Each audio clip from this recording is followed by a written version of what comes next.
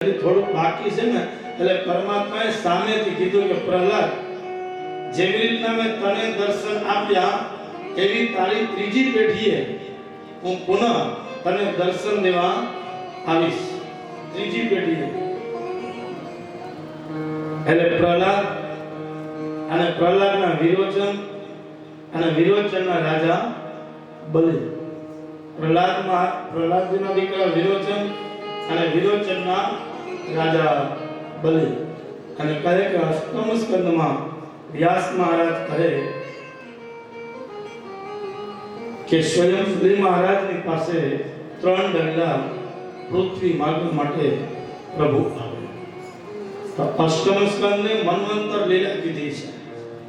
અષ્ટમ સ્કંદમાં આપણે પ્રવેશ કરીએ એટલે પહેલા કથા આપી ગજેન્દ્ર નામના હાથીની. ગજેન્દ્ર પોતાના પરિવારને લઈ અને ત્રિકૂટ પર્વત ઉપર રહે. પોતાના પરિવારને સાથે લઈ અને ગજેન્દ્ર જલ ક્રીડા કરવા માટે આવે, પાણી પીવા માટે સરોવરમાં આવે. તો ગજેન્દ્ર સૂંઢમાંથી પાણી લઈ અને એના પરિવારને સ્નાન કરાવે.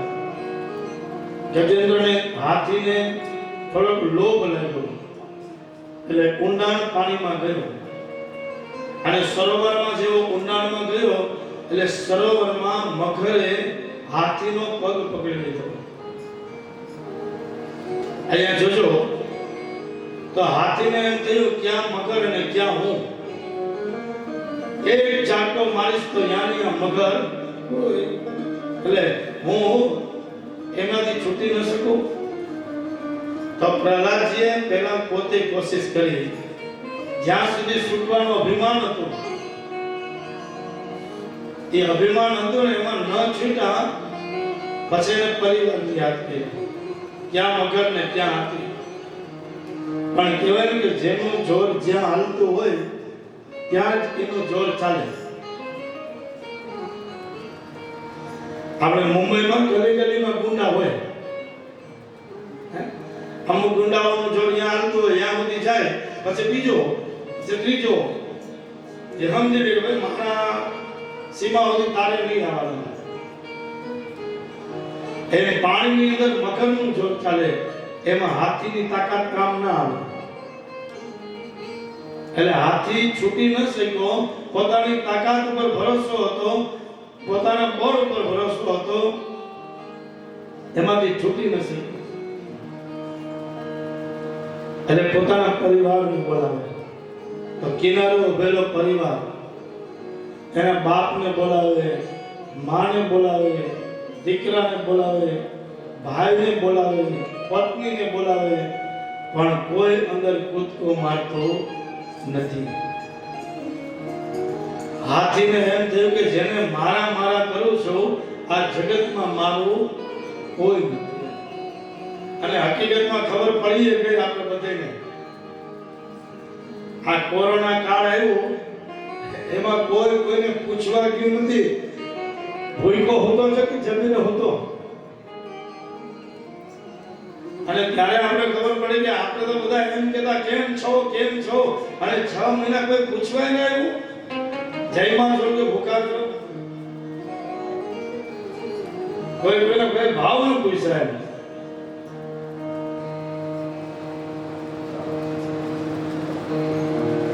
ગજેન્દ્રને એમ થયું કે જેને મારા માનો છો આમાં મારું કોઈ નથી વાત.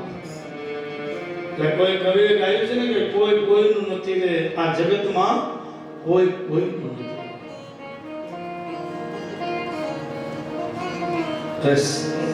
ગજેન્દ્રને એમ થયું કે પરિવાર પણ મારો નથી, એટલે એને ભગવાનને યાદ કર્યા. અને ગજેન્દ્રના આંખમાંથી આહોળું નીકળે, હૃદયને ગદગદ કરી અને જેવા અંતરમાંથી નાદ નીકળ્યો અને આંખનું આંસુડું આંખમાંથી નીકળે અને હોઠ સુધી પહોંચે ન પહોંચે ત્યાં તો સુદર્શન ચક્ર લઈ અને ગરુડ પર સવાર થઈ ગરુડેશ્વર બની અને પરમાત્માએ આવી મગરનો સિંહ છે, મગરનો સિંહ છે. ધડથી માથું જુદું કરી નાખ્યું.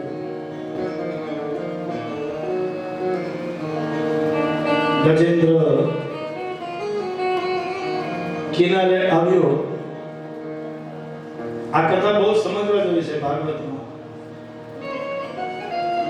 ગજેન્દ્ર એટલે આપણે બધા જીવાત્મા, કોઈ હાથીની કથા નથી.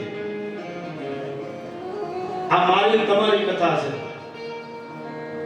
ગજેન્દ્ર એટલે આપણે બધે જીવાત્મા, અને સરોવર એટલે આ સંસાર, અને મગર એટલે માયા. માયાથી છોટું હોય તો બીજા બધાને મૂકી અને પરમાત્માને યાદ કરવા, પરમાત્માનું સ્મરણ, પરમાત્માનું ચિંતન. તો પ્રભુ જીવાત્માની રક્ષા કરવા માટે ક્યાંથી ને ક્યાંથી પ્રગટ થાય ને થાય. એટલે ગજેન્દ્રની પ્રભુએ રક્ષા કરી. સુરેશભાઈ બહુ સમજવા જેવું છે. માણસને ખાવાનો સમય હોય ને તેથી એના કોઈ ભાવ નથી પૂછતો, અને જેથી હોસ્પિટલમાં હોય ખાવાનો સમય ન હોય ને તેથી સફરજનની થેલીઓ ભરી ભરી માણસ જાય, લ્યો ખાધો હો, એટલે હવે જીવ બારવા કાં આવો છો? જેથી ખાવાનો સમય હતો તેથી કોઈ ભાવ નતું પૂછતું કે જઈમો છો. અને સફરજનને જ્યાં હાથ લગાવે તરત કે ધ્યાન રાખજો, ડોક્ટરે ના પાડી, ખબર છે ને? બોલો બિચારાને જોઈને જીવે જ પારવો ને. जब खाने का समय था तो इस जगत में कोई खिलाने वाला नहीं था बाप, और खाने का समय गया तो सब पूछने के लिए आते हैं, अलियो आ सफरजन नादी में पानी. गजेंद्र या जीवात्मा અને સરોવર એટલે આપણે સંસાર, મગર એટલે માયા. આ ચોથે દિવસે કથા આવે, અને ગજેન્દ્રની કથા ચોથે દિવસે એટલા માટે આવે, ભાગવતમાં ભગવાનનું પ્રાગટ્ય પણ ચોથે દિવસે થાય. એટલે જ્યારે ટોપલામાં પ્રભુ બેહીને આવતા હોય ને ત્યારે ટોપલો માથા ઉપર ધારણ કરવો. આપણે પણ ક્યાંક ને ક્યાંક બંધાયેલા છીએ. એ બંધનમાંથી મુક્ત થવા માટે આપણે આપણા ઠાકોરજીને આપણા માથા ઉપર ધારણ કરશું તો ક્યાંક ને ક્યાંક બંધન છે એમાંથી આપણે મુક્ત થઈ જશું. આપણે પણ ઘણા બધા ક્યાંક ને ક્યાંક બંધન છે. એટલે ગજેન્દ્રની પ્રભુએ રક્ષા કરી. આ કથા અષ્ટમ સ્કંદમાં સુતના સુખ નામના સુખદેવજી રાજા પરીક્ષિતને સંભળાવી. એના પછી દુર્વાસાજી જ્યારે વૈકુંઠમાં આવ્યા તો દુર્વાસાને જોઈને ભગવાન અતિ રાજી થયા.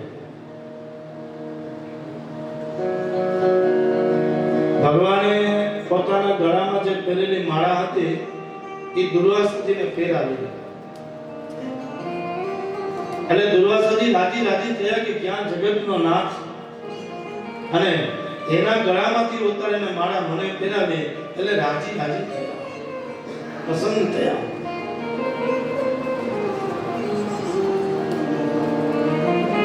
એ માળા પહેરી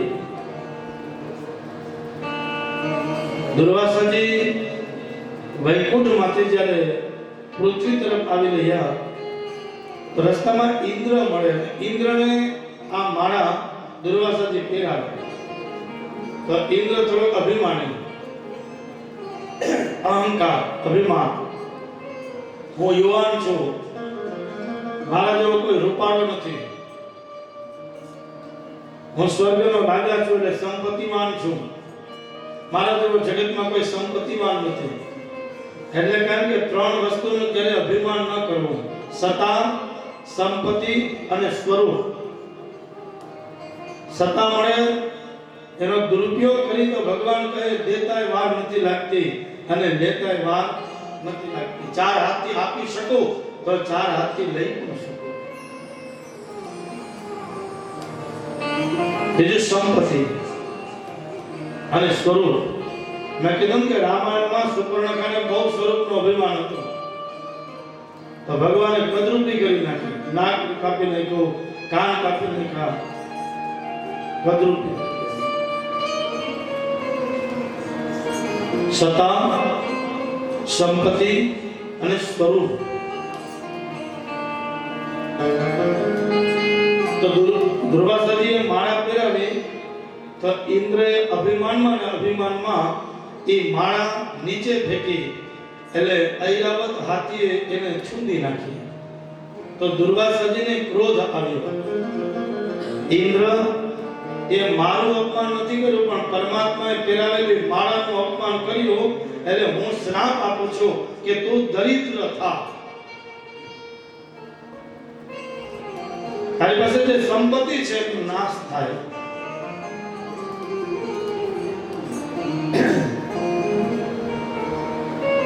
તું દરિદ્ર થા. અને ઇન્દ્રની પાસે દૈત્યોએ સ્વર્ગ ઉપર ચડાઈ કરી, દેવ અને દાનવોનું યુદ્ધ થયું. એમાં દૈત્યોની જીત થઈ અને દેવતાઓની હાર થઈ. હવે દૈત્યોના હાથમાં સ્વર્ગનું સુખ આવ્યું, સ્વર્ગની સંપત્તિ આવી, સ્વર્ગની સત્તા આવી, અને ન વાપરવાની જગ્યાએ એ રૂપિયો વાપરવા લાગ્યા અને સત્તાનો દુરુપયોગ કરવા લાગ્યા.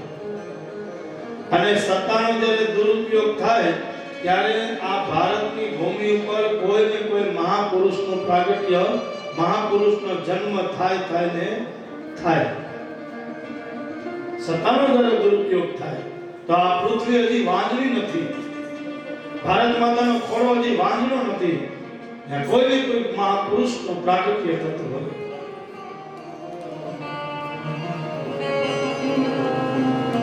એટલે દૈત્યોના હાથમાં આ સ્વર્ગનું સુખ આવ્યું.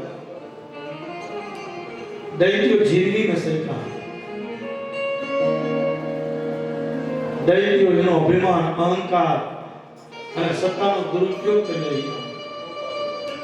તો દેવતાઓ ભગવાનની પાસે આવીને કહે કે પ્રભુ, અમારા હાથમાંથી સ્વર્ગનું સુખ દૈત્યોએ છીનવી લીધું છે. આમ તમે જો ને તો દેવ અને દાનવ સગા માસ્ય ભાઈઓ, અદિતિ અને દિતિ, આ બે સગી બહેનો, પણ એકબીજાને જોઈ એટલે મારી નાખું, કાપી નાખી સિવાય વાત નહીં. અને મહાભારતમાં કીધું છે કે જળ, જમીન ને જોરું, આ ત્રણેય કજિયાના છોરું.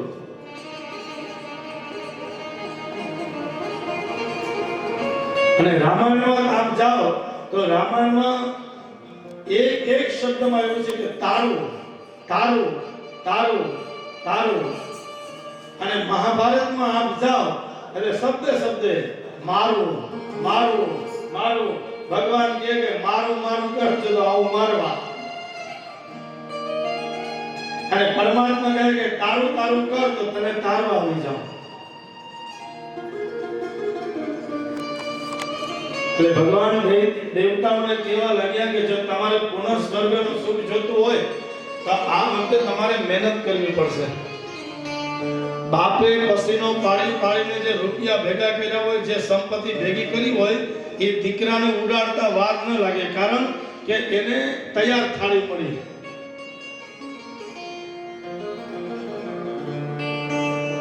પણ પોતે પસીનો પાડીને જો સંપત્તિ ભેગી કરી હોય, રૂપિયો ભેગો કર્યો તો એને ખબર પડે કે રૂપિયાની કિંમત સમજાય. એટલે ભગવાન કહેવા લાગ્યા કે તમને સંપત્તિ મળે પણ તમારે થોડોક પરિશ્રમ કરવો પડશે, થોડી મહેનત કરવી પડશે. એટલે દેવતાઓ કહેવા લાગ્યા કે આપ જેમ કહો એમ પ્રભુ, પણ અમને સુખ મળવું જોઈએ. એટલે પ્રભુ કહે કે આપ સમુદ્ર મંથન કરો. અને સમુદ્ર મંથન આપ કરશો તો સમુદ્ર મંથનમાંથી અમૃત નીકળશે અને આ અમૃત આપ પી જજો અને તમે અમર બની જશો.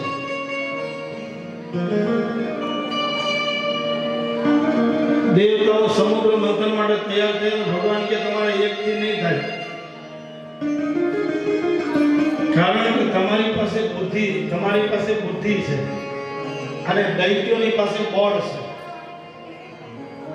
બુદ્ધિ અને બળ બે ભેગા થાય અને સમુદ્ર મંથન થાય તો એમાંથી અમૃત નીકળે. એટલે સમુદ્ર મંથન કરો ને ત્યારે તમારા માસ્ય ભાઈઓને હારે રાખજો. મહેનત એની પાસે કરાવજો અને ફળ તમે ખાજો.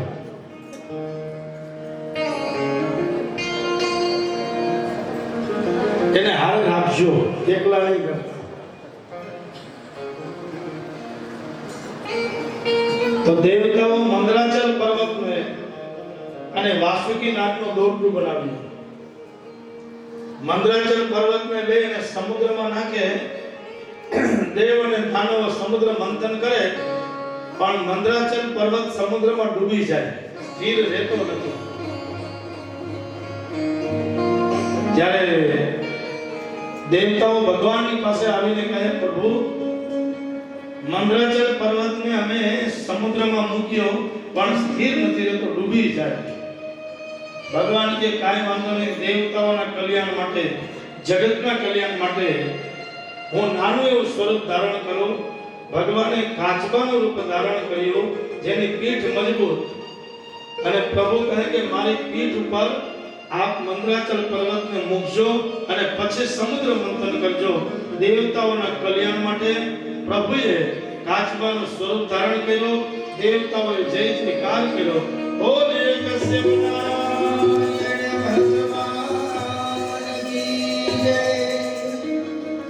કાચબાનું સ્વરૂપ પરમાત્માએ ધારણ કર્યું, કશ્યપ સ્વરૂપ. જવું તો ખરી પરમાત્મા કેટલો દયાળુ છે. જીવાત્માની માટે પ્રભુ પોતાના પીઠ ઉપર મંદરાચલ પર્વત ધારણ કરે પણ જીવાત્માને એની કોઈ વેલ્યુ નથી. જે મફત મળે ને એની આપણે વેલ્યુ ન હોય. સૂર્યનારાયણ ભગવાનનો પ્રકાશ મફત મળે પણ એની આપણે વેલ્યુ નથી. અને આપણા ઘરમાં લાઈટ આવે એનું આપણે બિલ આવે એને આપણે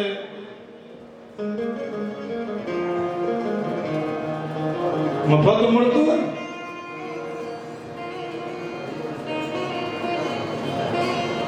અને પ્રભુએ દેવતાઓને કહે કે હવે તમે સમુદ્ર મંથન કરો, દૈત્યોને નાગના મોઢા પાસે નાખજો અને તમે બધા પૂછડી તરફ રહેજો. એટલું ઝેર ઓગશે ને કે એ ઝેરની અગ્નિમાં જ કેટલા દૈત્યો મૃત્યુ પામશે. એને મારે મારવા ઓછા. અને દેવ અને દાનવ સમુદ્ર મંથન કરે. એમાંથી બધેથી પહેલા ઝેર નીકળ્યું. હવે ઝેર દેવતાઓ દાનવોને કહે કે તમે પી જાઓ. તો દૈત્યો કેવા લાગે કે ઝેર પીવા માટે અમે તમારી સાથે સમાધાન નથી કર્યા. અમે તો અમૃત માટે તમારી સાથે સમાધાન કર્યા અને તમને સાથે રહી અને મંદરાચલ સમુદ્ર મંથન કરીએ છીએ. દૈત્યો કેવા લાગ્યા, ઝેર તમે પી જાઓ. તો દેવતાઓ પણ ઝેર પીવા તૈયાર નથી. અને સાચી વાત છે, ઝેરના ઘૂંટડા છે ને એ સમાજમાં જે વડીલ હોય ને એ જ બચાવી શકે. ઝેરના ઘૂંટડા પરિવારમાં જે વડીલ હોય ને એ જ બચાવી શકે. સમાજમાં વડીલ હોય એ ઝેરના કટોરા પચાવી શકે. પરિવારમાં જો વડીલ હોય એ ઝેરના કટોરા પચાવી શકે.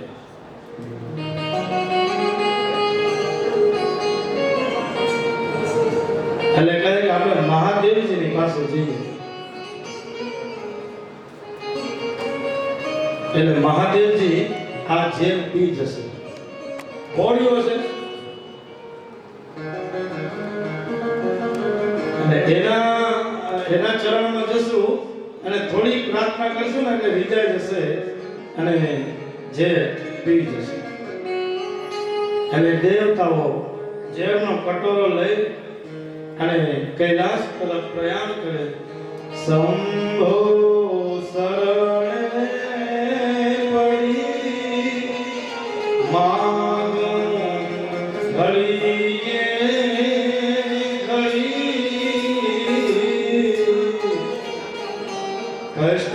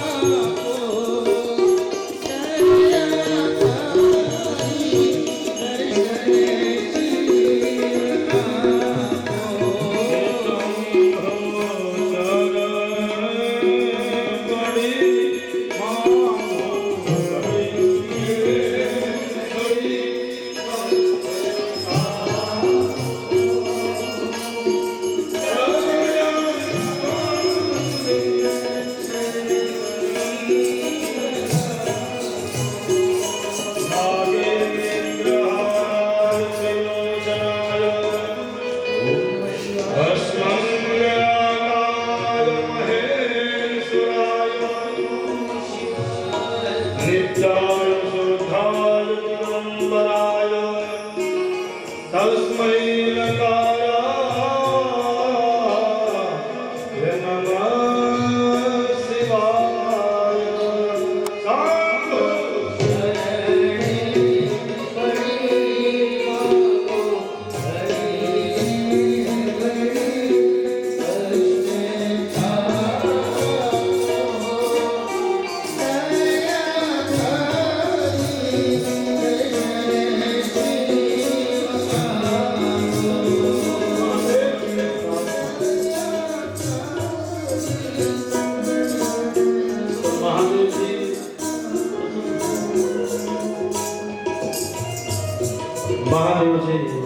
પ્રસન્ન થયા. દેવતાઓને કહે આવો આવો. આજ સવારમાં કૈલાસમાં પધાર્યા છો એનું કારણ દેવતાઓ કેવા લાગ્યા કે અમે નાના માણસો બીજું શું લાવીએ, આ ઝેરનો કટોરો લાવ્યા છે. મહાદેવ કેવા લાગ્યા વાહ અમે નાના માણસો બીજું શું લાવીએ.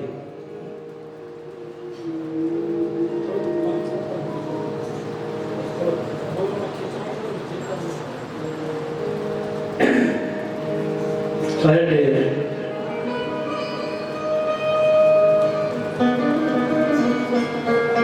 ઝેર લાવ્યા છે મહાદેવ. અમે સમુદ્ર મંથન કર્યું એમાંથી વિષ નીકળ્યું છે.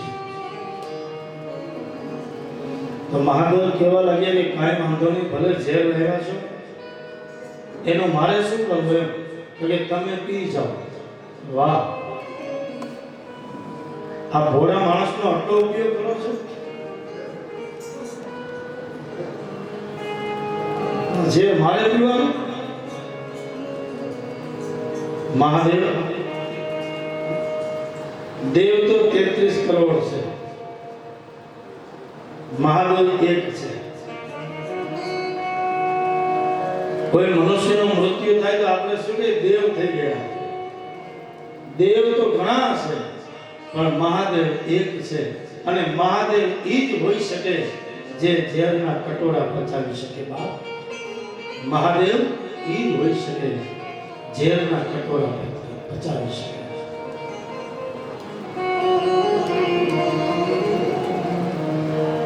તો મહાદેવ કેવા લાગ્યા કાંઈ વાંધો નહીં, એક એક ચમચી તમે પી જાઓ, વધેલું હશે હું પી જઈશ. દેવતાઓ કેવા લાગ્યા એક ચમચીની વાત તો આપ ત્યાં કરો, એક ટીપું ઝેર અમે પચાવી શકીએ નહીં. એટલે કીધું ને કે ઝેર છે ને વડીલો પચાવી શકે. સમાજમાં વડીલ હોય, ઘરમાં વડીલ હોય, એને ઝેરના પ્યાલા પીવા પડે.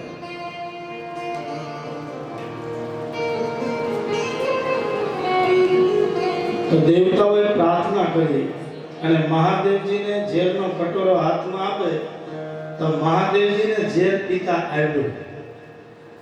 મહાદેવજીએ ઝેરનો કટોરો હાથમાં લઈ અને જેવો પીવા જાય તો મહાદેવજીએ ઝેર નથી પેટમાં ઉતાર્યું, મહાદેવજીએ ઝેર નથી બહાર કાઢ્યું. મહાદેવજીએ ઝેર પીધા પછી એને ગળામાં સ્થિર કર્યું અને જેવું ગળામાં સ્થિર કર્યું એટલે મહાદેવજીનું ગળું નીલું થયું. એટલે દેવતાઓએ જય જયકાર કર્યો.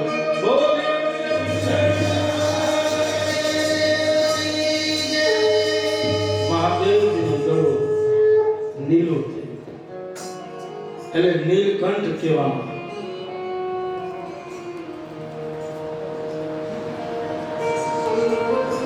તો થોડુંક ઝેર વધ્યું હતું. એ અમારા ઈષ્ટદેવ ને બ્રાહ્મણોના ઈષ્ટદેવ મહાદેવ. એટલે અમને એમ થયું હાલો ને આપણે થોડુંક પી લઈએ, મહાદેવજીની પ્રસાદી લઈએ. મહાદેવ કેવા લાગ્યા તમારે પીવાની જરૂર નથી. એટલે અમે બધા ભૂદેવોએ ઝેર આંખમાં લગાવ્યું.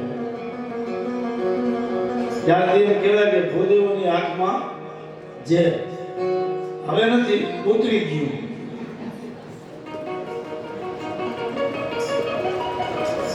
પછી ક્ષત્રિયોને ખબર પડી.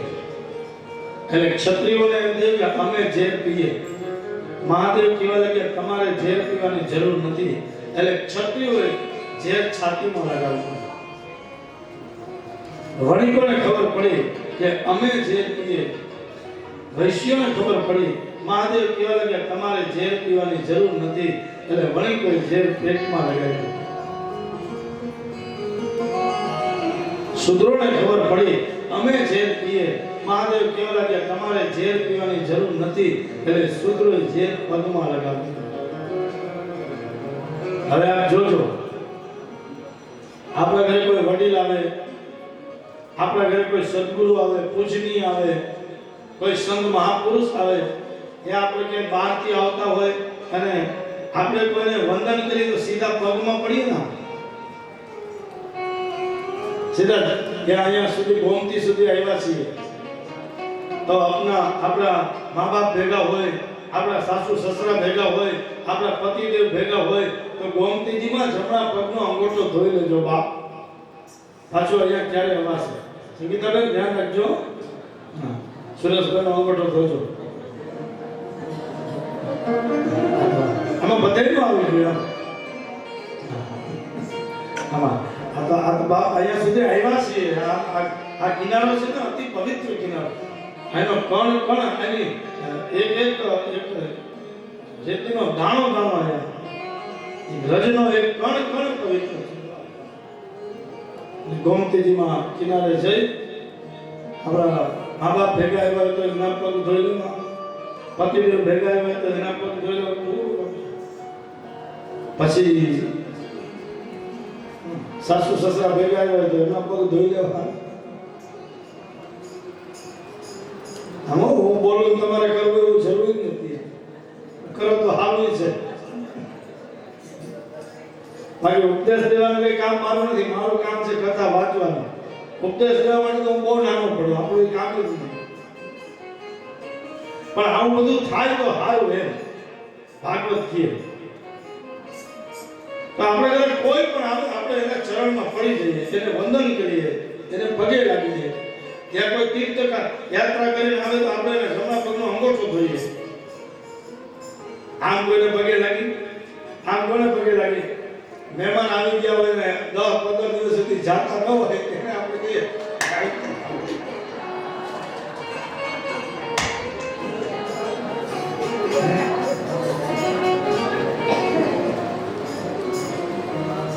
આવું થાય નહીં.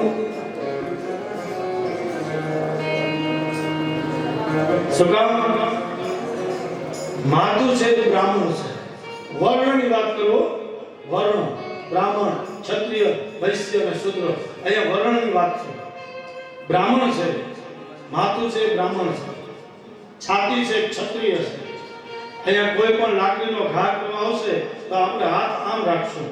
ક્ષત્રિયો એમ કહે કે જ્યાં સુધી અમારામાં પ્રાણ છે ત્યાં સુધી બ્રાહ્મણની રક્ષા કરવી, ધર્મની રક્ષા કરવી, અબળાઓની રક્ષા કરવી એ અમારું કર્તવ્ય છે બાપ. એટલે ક્ષત્રિયો છે. વૈશ્ય પેટ છે, વૈશ્ય છે, એનો વેપાર કરવો. ભાષા બહુ મીઠી હોય. અને શૂદ્રો, બ્રાહ્મણ, ક્ષત્રિય, વૈશ્ય એની સેવા કરી અને એ મહાન થયા અને મહાન થયા એના પગ આપણે પકડીએ છીએ બાપ. જે મહાન એના આપણે પગ ये जो वर्ण की व्यवस्था है उनकी बात है. हमारे शास्त्रों के अनुसार और પછી થોડું ઝેર નીચે પડ્યું તો ઢોળાઈ ગયું. એ કોઈ વીછી, સાપ એવા ઘણા જીવાત્મા હોય ઝેર પીધા. અને મહાદેવજી ઝેર પીધું એટલે નીલકંઠ કહેવાના દેવતાઓ પ્રાર્થના કરી પુનઃ આવ્યા અને સમુદ્ર મંથન કરવા લાગ્યા. એમાંથી ઉચ્ચેશ્વર નામનો ઘોડો નીકળ્યો અને ઉચ્ચેશ્વર નામનો ઘોડો એ રાજા બલી લઈ ગયા. ઐરાવત નામનો હાથી નીકળ્યો. ઐરાવત નામનો હાથી સ્વર્ગનો રાજા ઇન્દ્ર લઈ ગયો. એમાંથી સ્વયં લક્ષ્મીજી નીકળ્યા. એ લક્ષ્મીજી સ્વયં ભગવાન વિષ્ણુ લઈ ગયા. એમાંથી ઘણી બધી ઔષધિઓ નીકળી અને છેલ્લે એમાંથી અમૃત નીકળ્યું. હવે જેવું અમૃત નીકળ્યું એટલે દેવ અને દાનવોની વચમાં યુદ્ધ થયું. દેવતાઓ કહેવા લાગ્યા અમૃત અમે પીએ અને દૈત્યો કહેવા લાગ્યા અમૃત અમે પીએ. તો ભગવાનને એમ થયું કે દેવ અને દાનવોની વચમાં આ યુદ્ધમાં, આ ઝઘડામાં અમૃતનો કુંભ ઢોળાઈ જશે તો દેવતાઓને આ અમૃત મળશે નહીં. એટલે પરમાત્માએ મોહિની રૂપ ધારણ કર્યું. એટલું સુંદર રૂપ. અને જે જગતમાં મોહિની તરફ જોઈ એની અંદર એટલા મોહિત થઈ જાય. આવું સુંદર સ્વરૂપ ભગવાન વિષ્ણુ ધારણ કરીને આવ્યા. અને દૈત્યોના હાથમાં જે અમૃતનો કુંભ હતો એ દૈત્યોને કહે કે લાવો હું તમને મારા હાથથી પીવડાવું. આ જગતમાં જેટલા જગતમાં ફસાણા છે ને એનું બહુ નુકસાન થયું છે, એનું પતન બહુ થયું. એટલે એક તો કહે દૈત્યો કેવા લાગ્યા, એક તો સુંદર સ્વરૂપ, સુંદર સ્ત્રી, અને એના હાથથી જો અમૃત મળતું હોય તો આપી દો અમૃતનો કુંભ એના હાથમાં. હજુ દૈત્યોના હોઠ સુધી આવેલું અમૃત પી શકા નહીં. એટલે અમૃત એ કુંભ લઈ અને પ્રભુ ચારે દિશા તરફ ભ્રમણ કરી રહ્યા છે. પહેલા કીધું એક ટીપો હરકી પેઢી હરિદ્વારમાં પડ્યો, ત્યાં પણ કુંભ મેળાનું આયોજન થાય. મહારાષ્ટ્રમાં ગોદાવરીના કિનારે પડ્યું, ત્યાં પણ કુંભ મેળાનું આયોજન થાય. શિપ્રા નદીના કિનારે એક ટીપો અમૃતનો પડ્યો, ત્યાં પણ કુંભ મેળાનું આયોજન થાય. અને પ્રયાગરાજ ત્રિવેણી સંગમમાં એક અમૃતનો ટીપો પડ્યો, ત્યાં પણ કુંભ મેળાનું આયોજન થાય. અને બીજું જેટલું અમૃત વહેતું હતું એ બધું ભગવાને શ્રીમદ ભાગવતની કથામાં પધરાવ્યું. કે આજે સ્વામિનારાયણ મંદિર, દેવભૂમિ દ્વારકા, પવિત્ર ધામ, શ્રી રાધે મહિલા મંડળને આંગણે અને ડાન્સ પરિવારના દ્વારે આજે કુંભ મેળાનું આ આયોજન છે. બાપ આયોજન એક તો દેવભૂમિ દ્વારકા આયોજન એટલે કુંભ, જ્યાં માનવ ભેગા થાય એને મેળો કહેવાય. મેળા આપણામાં ત્રણ પ્રકારના થાય. એક મેળો આપણો સંસારીનો, એ પેલા આપણા સંસારીના મેળામાં ચકડોળ હોય, ઘણા બધા એવા હોય, માણસમાં જાય, એ આપણો સંસારીનો મેળો. એમાં કઈ ઓલું બધું કઈ મેળાવા જેવું ન હોય.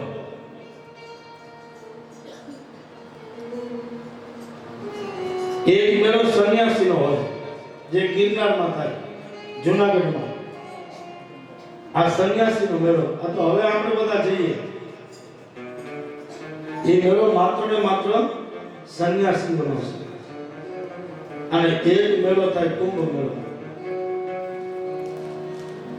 આ બે મેળામાં છે ને કોઈ ને કોઈ સ્વરૂપમાં ભગવાન આવતા હોય. એક જ્યાં સંતોનો મેળો હોય અને એક જ્યાં કુંભ મેળો હોય. સંસારના મેળામાં ભગવાન કે જવા જેવું રહેતું નથી.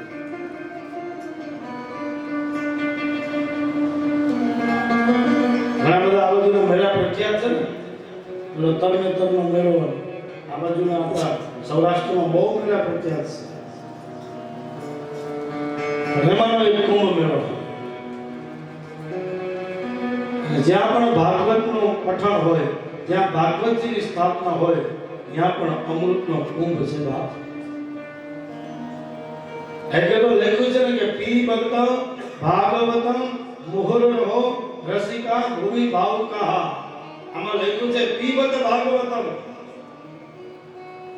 અને ભાગવતમાં તો લખ્યું છે કે માત્ર ચમચીથી નહીં, માત્ર કરૈયાથી ને ગ્લાસથી નહીં, પણ એને ખોબે ખોબે પીજો. બાપ ખોબા ભરી ભરીને પીવે, ખોબે ખોબે પીવો. પીબત ભાગવતમ મુહુર્હો રસિકા ભૂમિ ભાવુકા. જેટલું મળે એટલું આમાં ખોબા ભરી ભરીને પી. મેં કીધું ને નશા બે પ્રકારના છે. એક નશો જેને ચડી જાય એની 72 પેઢી ડૂબી જાય. અને એક નશો જેને ચડી જાય એની 72 પેઢી તરી જાય. ફરક એટલો, એક નીચેથી ઉપર આવે અને એક ઉપરથી નીચે જાય, એક ડૂબે એક તરે. હવે આપણી ઉપર છે પેટી ડૂબાડવી કે પેટી તરાવવી. જુનાગઢમાં નરસિંહ મહેતાના પત્ની જ્યારે ઓફ થઈ ગયા, દેવ થઈ ગયા, ત્યારે કોઈ આવીને કીધું, મહેતાજી આપના પત્ની દેવ થઈ ગયા. ત્યારે નરસિંહ મહેતા એટલું બોલ્યા, ભલું થયું, ભાંગી જંજાર, સુખેતી ભજસો શ્રી ગોપાલ. ભલું થયું.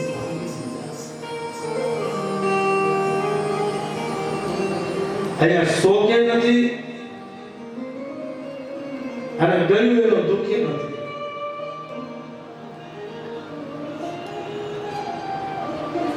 એટલે ખૂબ આભારી ગાઈએ છે ને કે મારે પીવો નતો હાથ કાંક પરિવારે પરાણે પાયો રે હરિરસ પીવા. મેં તો થોડો પીધો અને ઘણો બધો ચડ્યો રે હરિરસ પીવા જેવો છે. એ મારે પીવો નતો, મારે પીવો નતો, પણ દેવભૂમિ દ્વારકામાં પીધો રે હરિરસ પીવા. એમાં બબે ભજાયું ચડતી રે આ હરિરસ પીવા. પીવો નતો મારે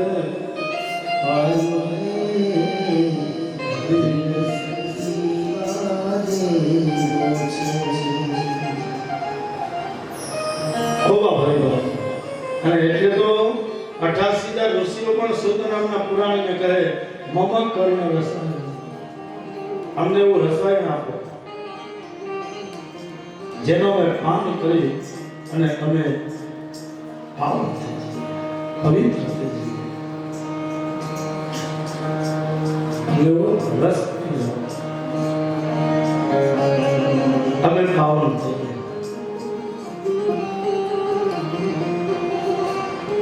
અમૃત મોહિની પાછા આવ્યા એટલે કહે કે એક બાજુ દૈત્યો તમે તમારી પંગત કરો અને એક બાજુ દેવતાઓને કહે તમારી પંગત. મોહિનીએ અમૃત વહેંચણી દેવતાઓની સમૂહમાંથી કરી તો સૂર્ય અને ચંદ્રની વચમાં રાહુ નામનો દૈત્ય આવીને બેસી ગયો. એટલે અમૃત દૈત્ય પણ પીધું. રાહુલે પીધું એટલે સૂર્ય અને ચંદ્રએ ચાળી કરી, પ્રભુ આ તો દૈત્ય છે. અને રાહુએ અમૃત પી લીધું એટલે પ્રભુએ સુદર્શન ચક્રથી રાહુનો શિર છેદ કર્યો. એમાંથી 9મો ગ્રહ કેતુ થયો. રાહુની છાયા અને સૂર્ય અને ચંદ્રની વચમાં બેઠો.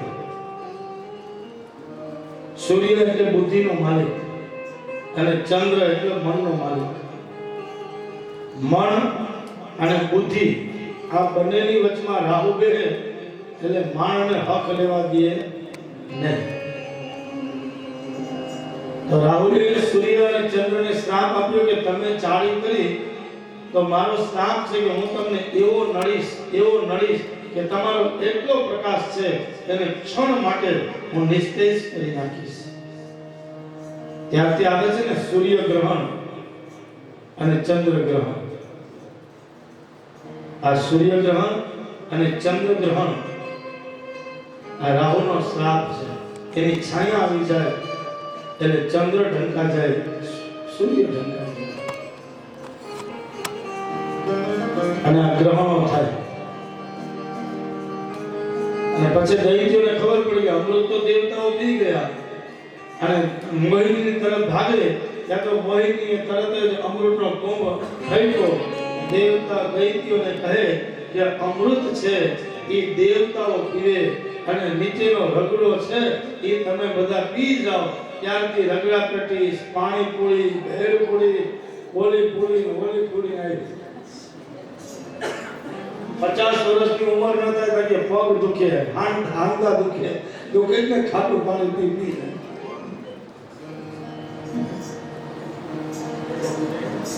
પગ દુખ્યા 40 વર્ષની ઉંમરમાંથી પગ દુખવાની શરૂઆત થઈ જાય. હજી ઘણી માવડીઓ છે, તમે જો 70 વર્ષના અણીખમ છે, એને પગ દુખે કારણ કે પાણીપુરીનો સ્વાદ જ તો ચાખ્યો.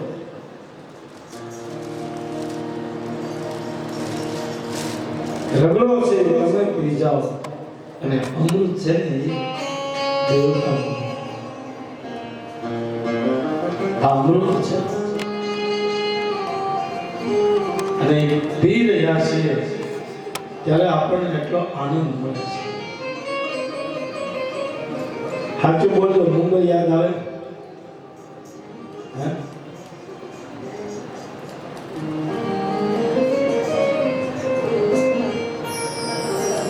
તો હજી એક આપણે ભેગો આવી ગયો ને, હક નથી દેતો મોબાઈલ.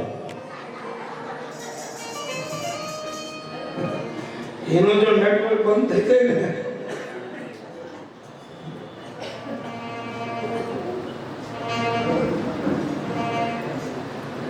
અને જ્યાં શાંતિ છે, જ્યાં આનંદ છે, ત્યાં સુખ છે. અને દેવતાઓએ અમૃતનું પાન કર્યું. અને પછી રાજા બલિ, દૈત્યોના રાજા, એ કહે છે કે મારે પુનઃ સ્વર્ગનું સુખ જોતું હોય તો મારે શું કરવું જોઈએ? એટલે શુક્રાચાર્ય મહારાજ કહેવા લાગ્યા, બલિ તમે 100 અશ્વમેધ યજ્ઞ કરો, 100, અને તમારા 100 અશ્વમેધ યજ્ઞ પૂરા થશે એટલે તમને સ્વર્ગનું સુખ પુનઃ પ્રાપ્ત થશે.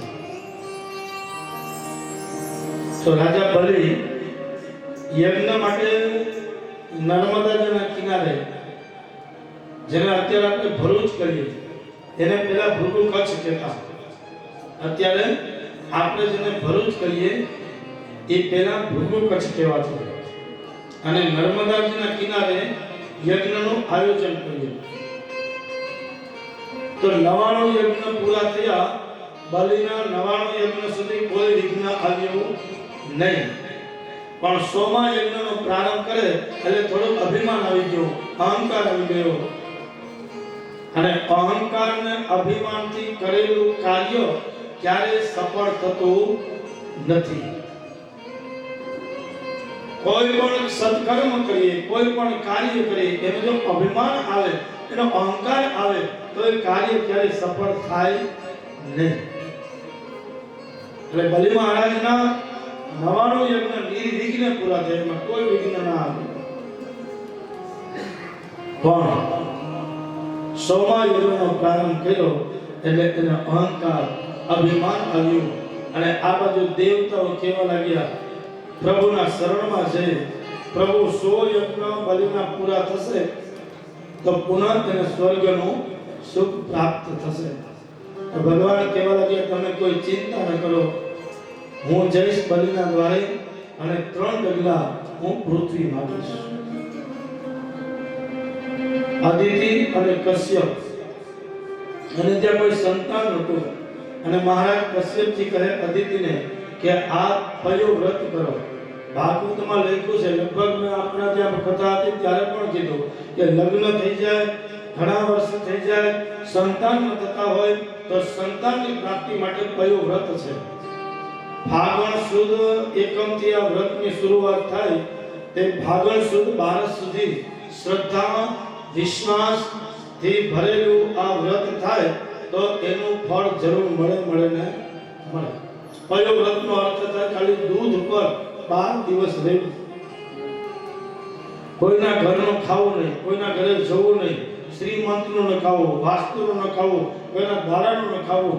આવી રીતના નિયમમાં રહે ઓમ નમો ભગવતે વાસુદેવાય એ મંત્રનો જાપ જપી અને જો આપણે આ વ્રત થાય તો એનું ફળ જરૂર આપણને મળે. ભાગવતમાં કીધું છે સંતાનની પ્રાપ્તિ માટે કયો વ્રત કીધું છે. શ્રદ્ધા અને વિશ્વાસથી આ વ્રત કરવું એમ કશ્યપજી અદિતિને કહે કે આપ આ વ્રત કરજો.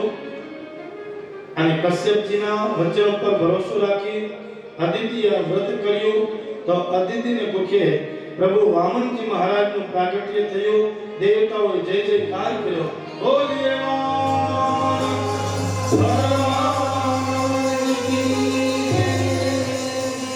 વામનજી મહારાજનું પ્રાગટ્ય થયું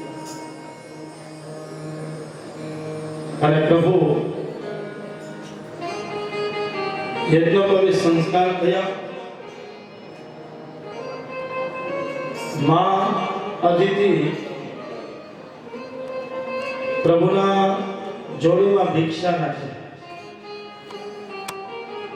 તમારા બ્રાહ્મણના દીકરાને જ્યારે જન્મ દેવાય ને પછી એ ગુરુકુળમાં જાય, માં એને ભિક્ષા આપે. બેટા ધ્યાન રાખજે, અત્યાર સુધી બાળપણ હતું અને બાળપણમાં મેં તારું ધ્યાન રાખ્યું, હવે કુમાર અવસ્થા અને યુવાની આવશે તો તારી જોડીમાં સંસ્કારની ભિક્ષા રાખું છું કે તારી યુવાનીને સુધારી લેજે બાપ. કારણ કે બાળપણ છે ને એ આપણું બાળપણનું ધ્યાન રાખશે મા બાપ અને વૃદ્ધાવસ્થામાં ધ્યાન રાખશે આપણા બાળકો.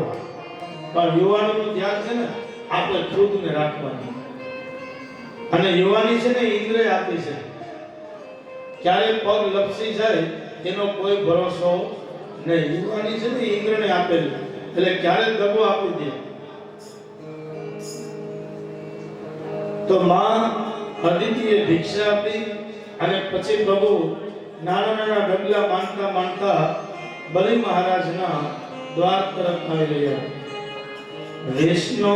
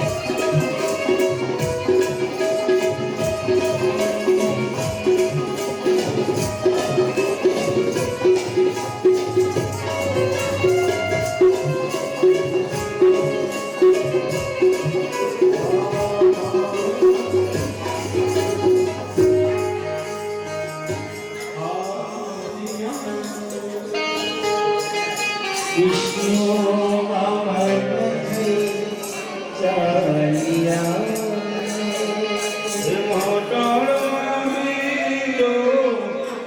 ઇન્દ્ર મારા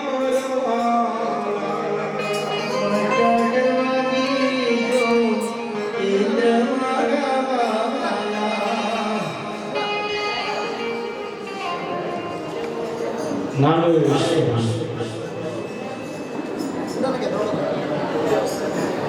આમ હાલે ને એવા રૂપાળા લાગે એવા રૂપાળા ભૃગુ કચ્છમાં મહારાજ જ્યાં બલિ હવન કરે ત્યાં એટલે બલિ મહારાજે જ્યારે બલિ મહારાજના મહેલ તરફ આવે એટલે બલિ મહારાજની દીકરી રત્નમાલાએ બલિ રાજાના આવતા મહેલ તરફ બાળકને જોયું, ભગવાનને જોયા એટલે રત્નમાલા કહેવા લાગી, બાળક કેટલું રૂપાળું છે, આને તો મારા ખોળામાં રમાડવું જોઈએ. તો ભગવાન કહેવા લાગ્યા, રત્નમાલા,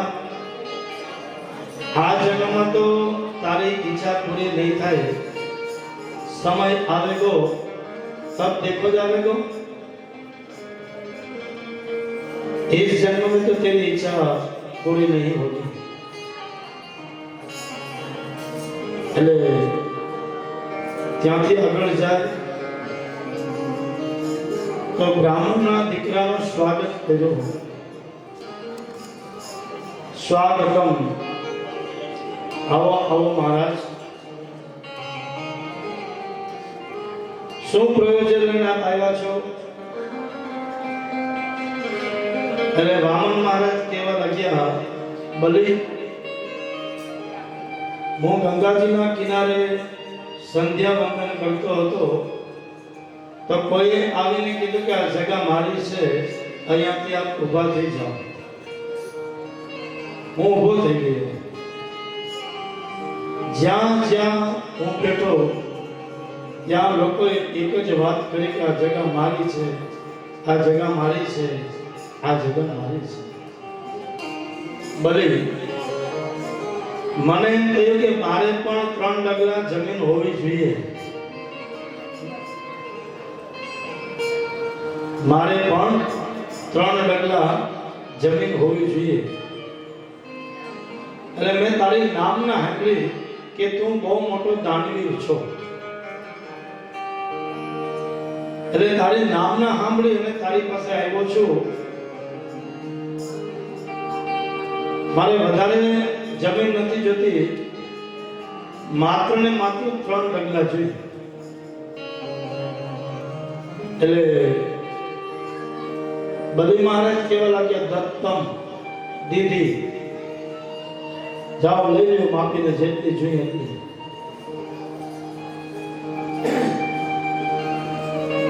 તો વામનજી કહેવા લાગ્યા,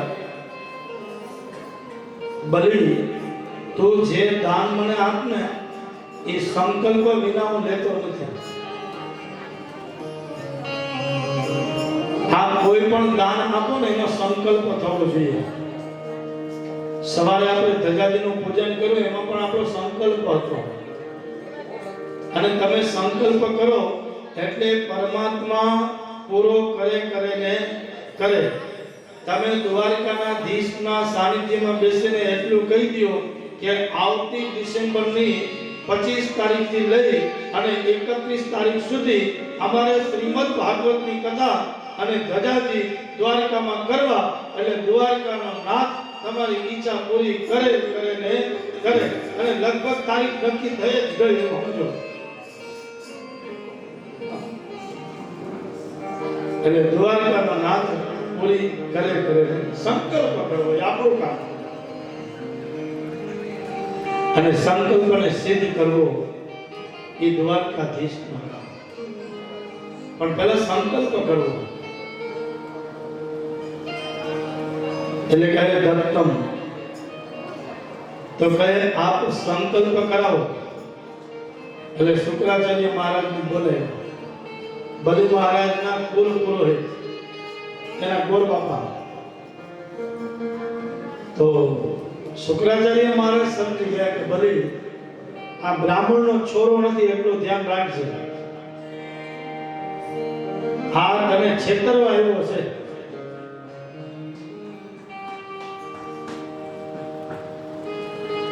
એટલે શુક્રાચાર્ય મહારાજે ધ્યાનથી જોયું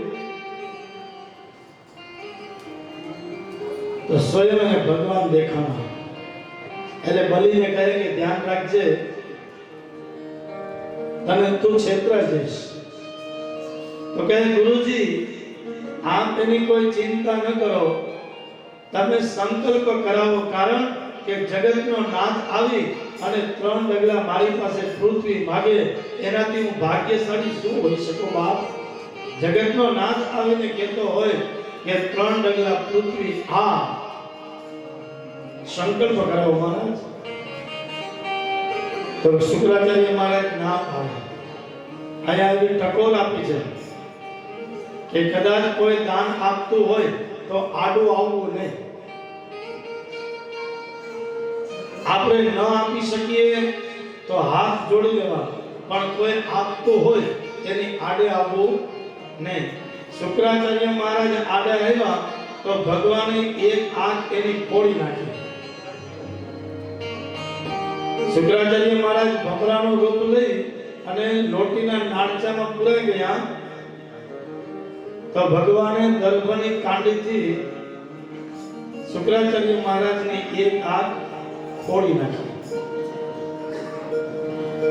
અને પછી સ્વયં ભગવાન સંકલ્પ કરાવે તો જેવો સંકલ્પ પૂરો થયો એટલે પરમાત્મા વામનમાંથી વિરાટ થયા અને 3 ડગલામાં સર્વસ્વ આપી લીધો છે. 2 ડગલામાં તો સર્વસ્વ આપી લીધો છે.